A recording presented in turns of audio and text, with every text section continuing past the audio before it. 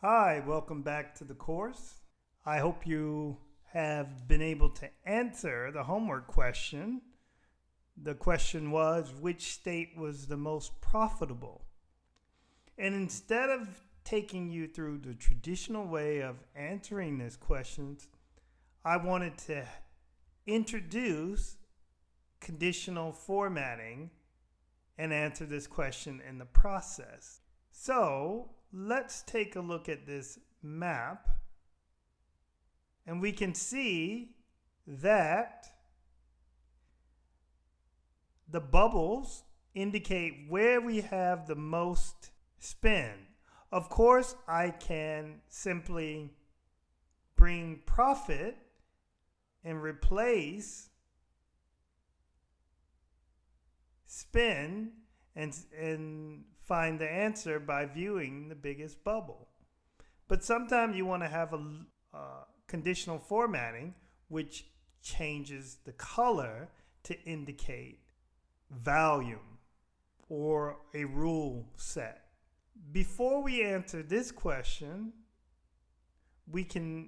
so if we highlight the map and we go over to our data colors, we can see there is 3 small dots here. You can look at the ellipsis, click it, and you can see there is a function symbol with conditional formatting. Click that, and then you have this option. It says data colors, and we want to format by a color scale based on what we're looking for is to see the profit based on these colors. So instead of state, I can click that caret and move down to profit. And you can see that we have a minimum value and a maximum value. The default formatting is set at 0. The minimum is red and the highest value is green.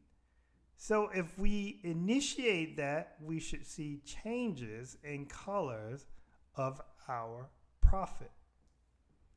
So we can see the intensity of the colors here, and of course that's something we can format. We can see that the whole region here is really less profitable. We can see a dark green here. We can see unprofitable here, and we can see very profitable there, just indicated by the colors. Now, I'm highlighting the tooltip, but let's bring in profit to our tooltip. So I simply go to the Fields pane, click Fields, select Profit, drag it into Tooltips to help answer our question.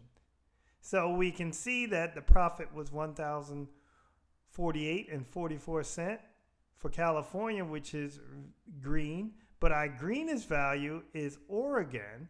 Our profit is $1,516.88, which is our highest profit.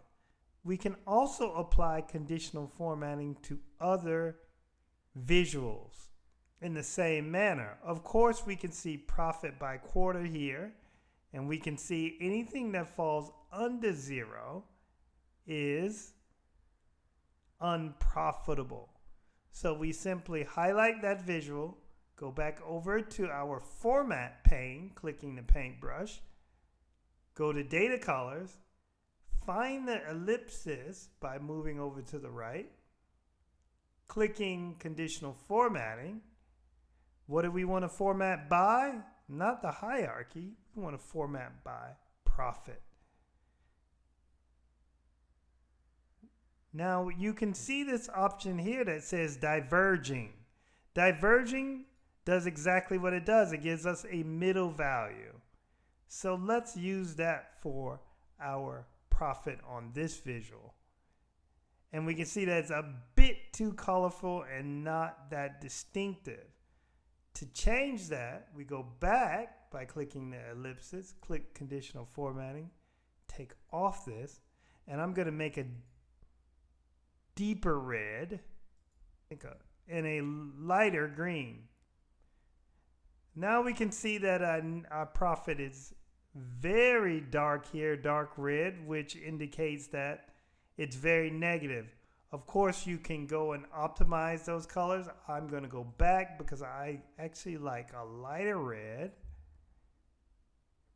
Remember that you can also change your themes, so now it's clear.